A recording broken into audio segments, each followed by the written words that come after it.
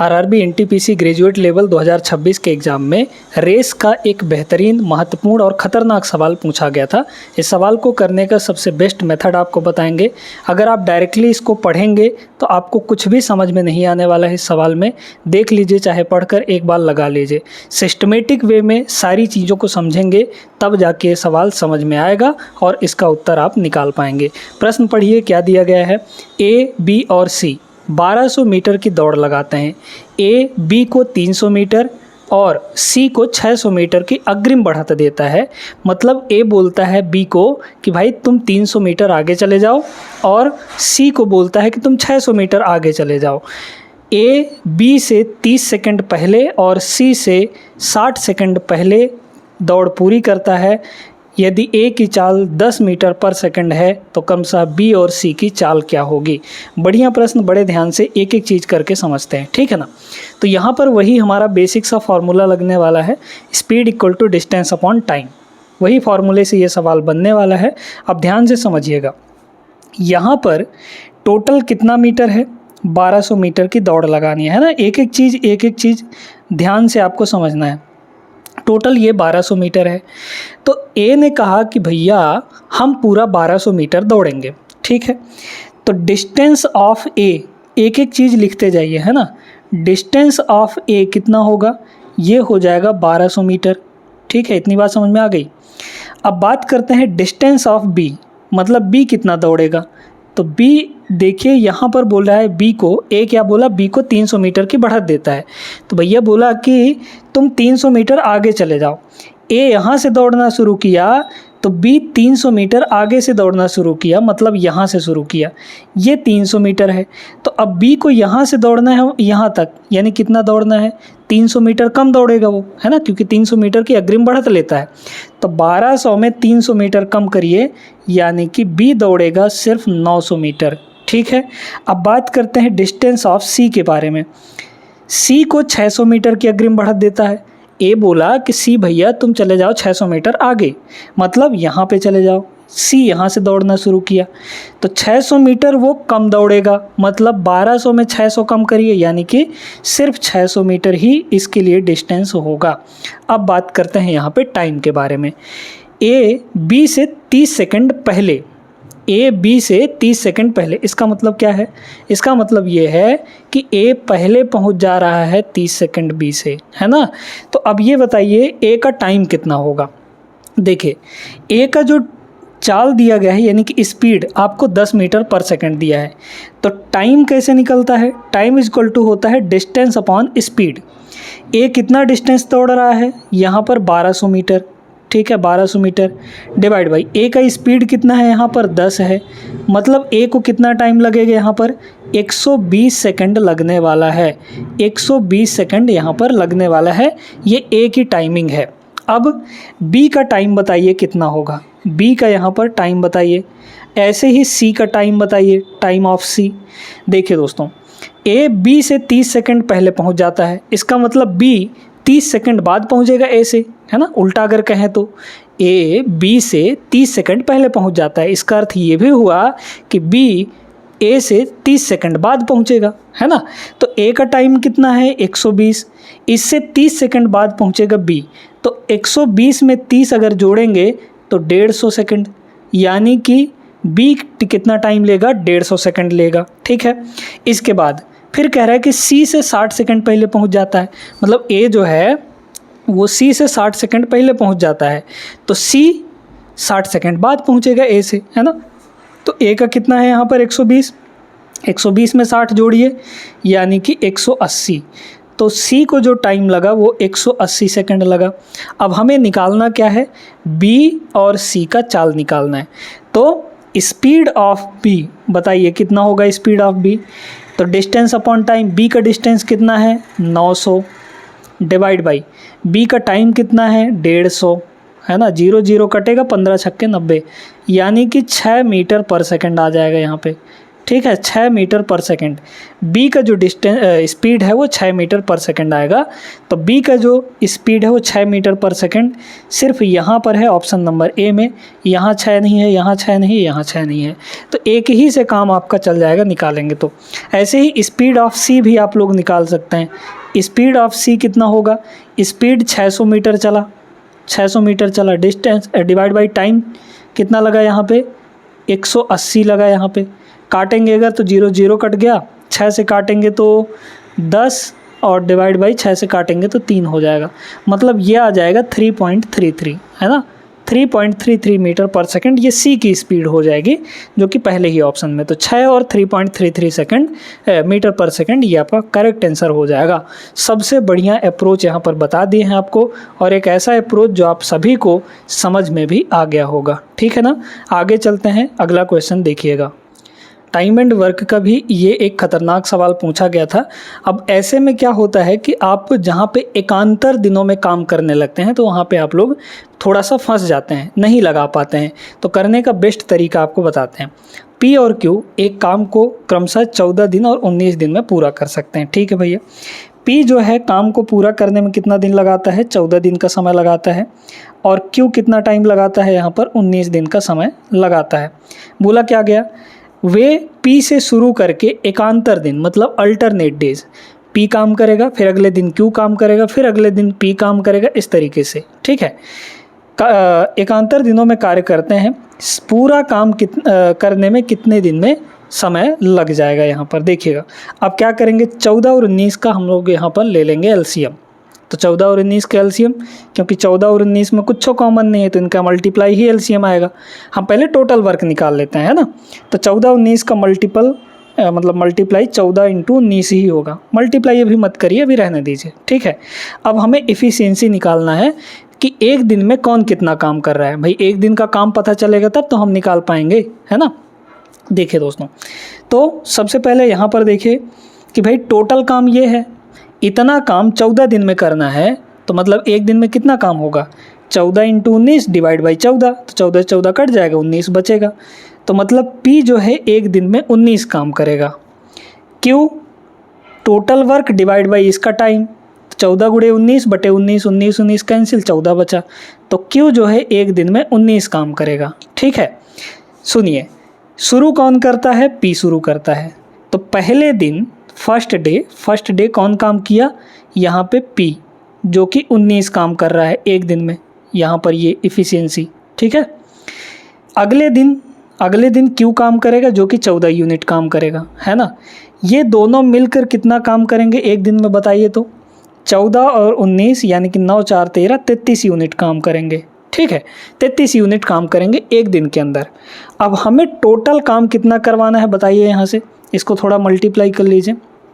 14 19 15 16 17 18 19 नहीं आ पाएगा, है ना। ठीक है, तो 19 से मल्टीप्लाई कर देते हैं, कितना होगा, 19 चौक 76। ठीक है, बचा 7, 19 एकम 19 9 7 16 26 आ जाएगा। तो 266 यूनिट टोटल काम है ना।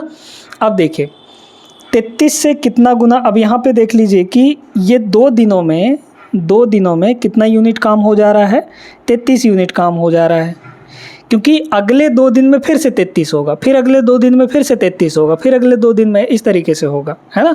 तो देख लीजिए 2 का मल्टीपल कितनी बार आ रहा है। तो अब यहाँ पे हमें 266 के करीब पहुँचाना है इस 133 को, है ना, 266 के करीब। तो 33 का अगर कितना गुना करें तो 8 बार, तो 3 8 24 240, और हाँ ठीक है 8 बार चलिए कर लेते हैं, है ना। तो 8 बार अगर करेंगे तो 33 8 कितना होगा, यहाँ पे 33 8 इसके करीब पहुँचना है ना। तो 8 3 24 के 4, 8 3 24 24 और 2 यहाँ पर 26 हो जाएगा। ठीक है, कोई दिक्कत नहीं है, 264 यूनिट काम हो जाएगा।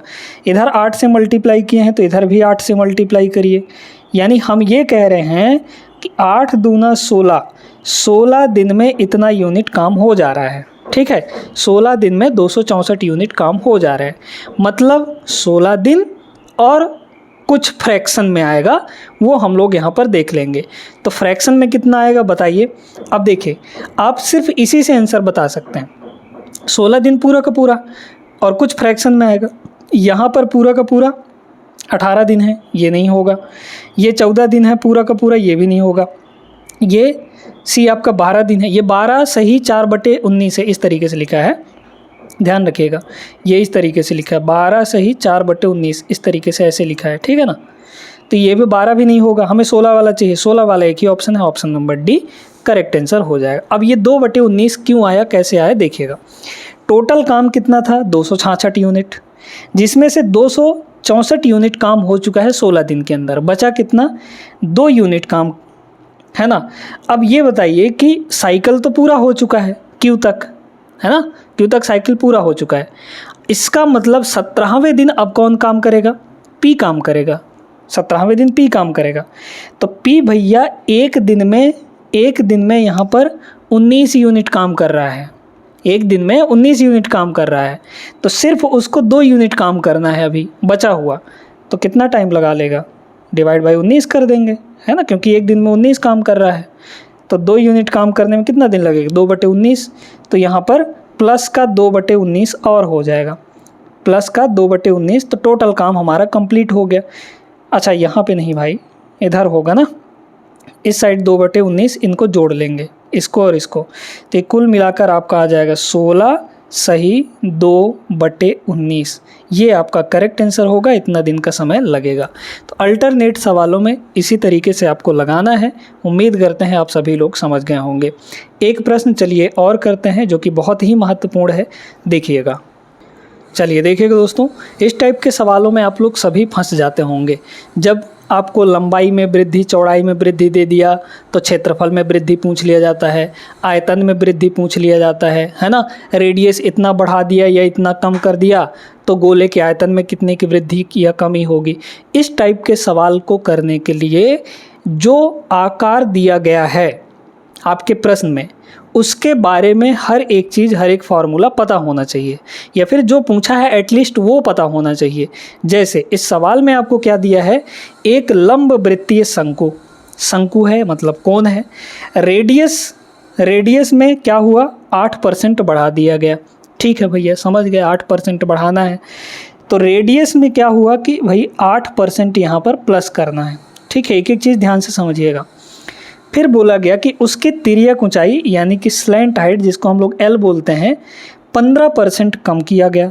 कमी को हम लोग माइनस में दिखाएंगे और जो वृद्धि होगी उसको प्लस में दिखाएंगे। ठीक है, बोला जा रहा है शंकु के वक्र पृष्ठीय क्षेत्रफल में कितने की परिवर्तन होगी, मतलब कितने % की कमी या फिर कितने % की वृद्धि हो जाएगी।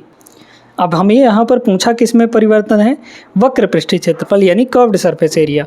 तो कर्व्ड सरफेस एरिया का फॉर्मूला पता होना चाहिए आपको।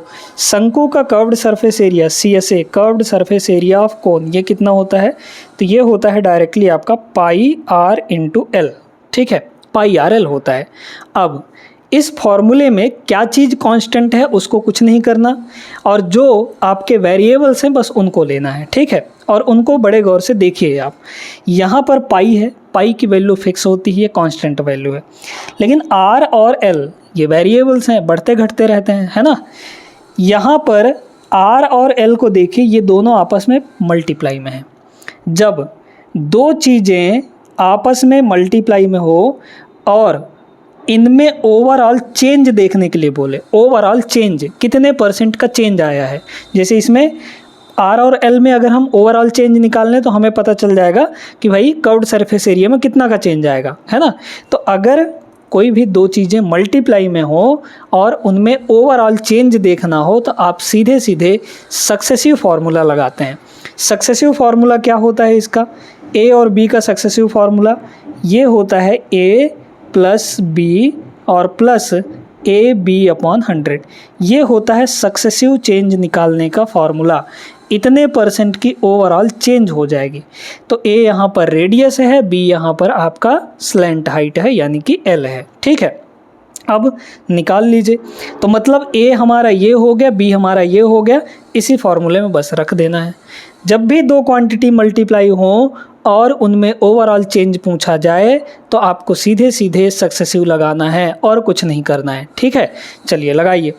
A की वैल्यू कितनी है, +8, है ना, प्लस माइनस सहित रखिएगा नहीं तो गड़बड़ होगा। b की वैल्यू -15 तो -15, फिर इन दोनों की मल्टीप्लाई तो 15 × 120 लेकिन प्लस माइनस माइनस आएगा, -120 डिवाइड बाई यहाँ पर 100 हो जाएगा। 0 से 0 ख़त्म, 12/10 यानी 1.2 होगा। ठीक है, यहाँ पे ये कितना होगा, माइनस का 7 और माइनस का 1.2 है ना, तो दोनों माइनस में है, मतलब का यहाँ पर -8.2 आ जाएगा। ये माइनस दिखा रहा है आपको इतने % की कमी होगी। माइनस क्या दिखाता है, कमी को दिखाता है। अगर ओवरऑल आंसर आपका माइनस में आता है तो इसका मतलब कमी समझ लीजिए। क्लियर हो गया होगा ऐसा हम उम्मीद करते हैं, मतलब option number D is the correct answer. I hope दोस्तों 3 प्रश्न बहुत खतरनाक इस टाइप के सवाल आगे आने वाले पेपर जैसे यूजी लेवल जो अंडर ग्रेजुएट लेवल का पेपर होने वाला है उसमें आपके पूछे जाएंगे और इस टाइप के सवालों को अब आप लगा लेंगे। ठीक है, कभी कभी आपको आयत के लंबाई में और आयत के चौड़ाई में परिवर्तन दे दिया जाता है और पूछा जाता है कि क्षेत्रफल में कितने का चेंज होगा, है ना, तो इसी तरीके से आपको लगाना है। क्लियर है बात? उम्मीद करते हैं सेशन अच्छा लगा होगा तो लाइक कर दीजिए और चैनल को सब्सक्राइब कर लीजिएगा। मिलेंगे नेक्स्ट क्लास में, तब तक के लिए जय हिंद।